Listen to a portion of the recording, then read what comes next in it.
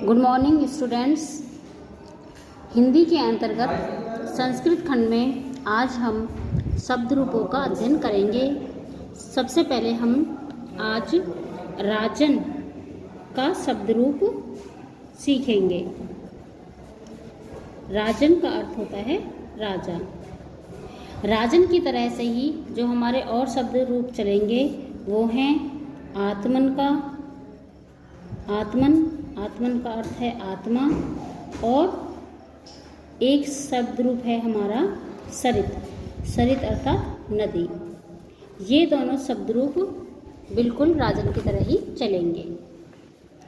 हम शब्द रूपों का अध्ययन इसलिए करेंगे क्योंकि शब्द रूप और धातु रूप जब हम संस्कृत में व्याख्या करते हैं, संस्कृत में जो अनुवाद करते हैं, हिंदी से संस्कृत में अनुवाद, तो उसके लिए शब्द रूपों का ज्ञान होना बहुत ही आवश्यक है। शब्द रूपों को शुरू करने से पहले हम एक तरफ विभक्ति लिखेंगे और एक तरफ हम लिखेंगे वचन।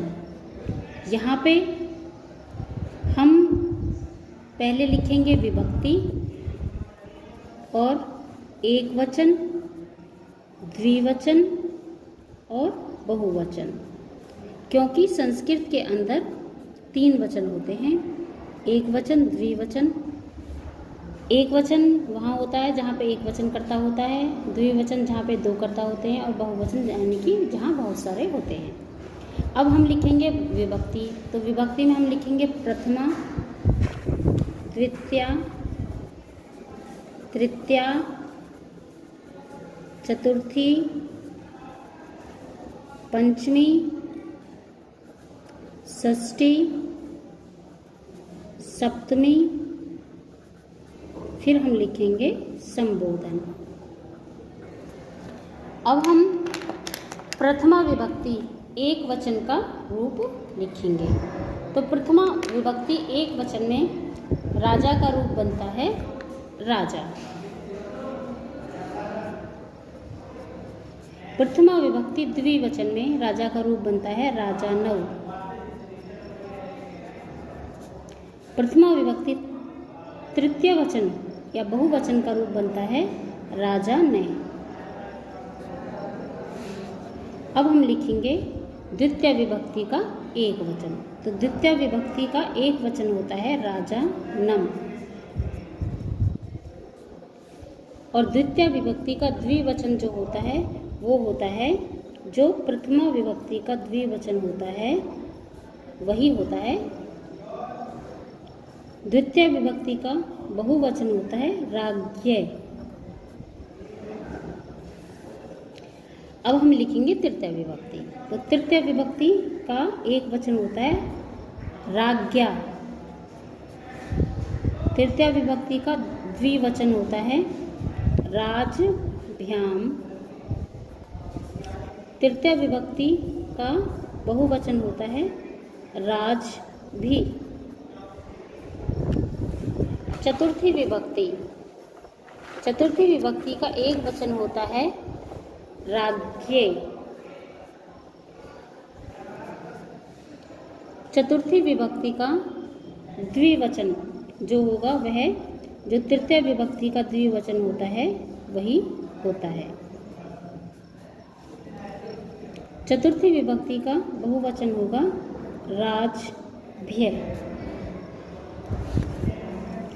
अब हम करेंगे पंचमी विभक्ति। तो पंचमी विभक्ति में एक वचन होगा राज्ञ।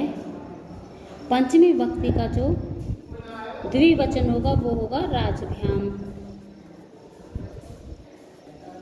पंचमी विभक्ति का जो बहुवचन होगा वह होगा जो चतुर्थी विभक्ति का बहुवचन होता है वही, यानी कि राजभ्य।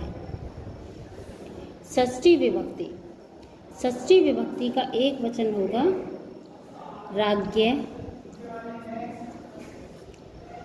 यानी कि जो पंचमी विभक्ति का एक वचन होता है वही षष्ठी विभक्ति का भी एक वचन होता है राजभ्याम। अब यहाँ पे षष्ठी विभक्ति का जो द्विवचन होगा वह होगा राज्ञो, और जो षष्ठी विभक्ति का बहुवचन होगा वह होगा राज्ञाम। अब हम करेंगे सप्तमी विभक्ति का एक वचन। तो सप्तमी विभक्ति का एक वचन होगा यहाँ पे राज्ञी, ये भी लिख सकते हैं हम, या फिर राजनी, ये भी लिख सकते हैं। उसके बाद सप्तमी विभक्ति का जो द्विवचन होगा वह क्या होगा हमारे पास, जो षष्ठी विभक्ति का द्विवचन होता है वही होता है राज्ञो। अब सप्तमी विभक्ति का जो बहुवचन होगा वह होगा राजसु। अब हम करेंगे संबोधन। तो संबोधन के अंतर्गत एक वचन जो बनेगा वो बनेगा हे राजन,